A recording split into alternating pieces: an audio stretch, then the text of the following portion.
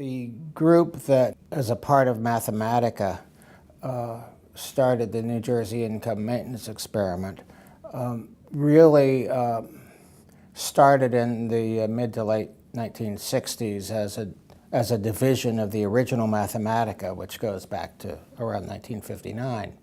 And David Kershaw was the director of that experiment initially, and then became president of what ultimately became known as Mathematica Policy Research. When we fast forward to a period when in 1983, Martin Marietta bought the old Mathematica, and we were looking for a way to forge our own future, we arranged a buyout from Martin Marietta, an employee buyout.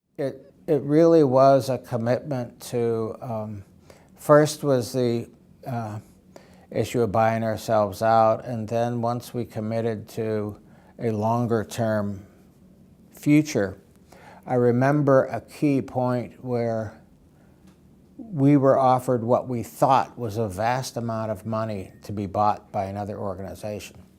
And from the narrow interests of the original leaders, it would have been financially a great deal, but it would have ended the culture, it would have ended the institution as we know it.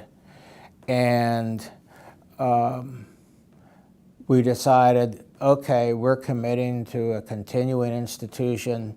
If they think we're worth that much money, let's do things internally. We're under our own control. We're worth that much, so we are doing things for our owners, who eventually turned out to be all of our employees.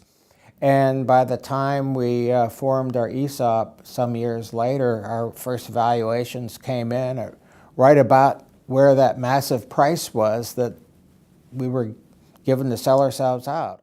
It's amazing when you come back and talk to people who, some of whom have been here for a long time, but some 6, 7 years, the sense of cultural ownership, of both excellence, but there was an extended family here that we value, and in many cases we spend our lives here.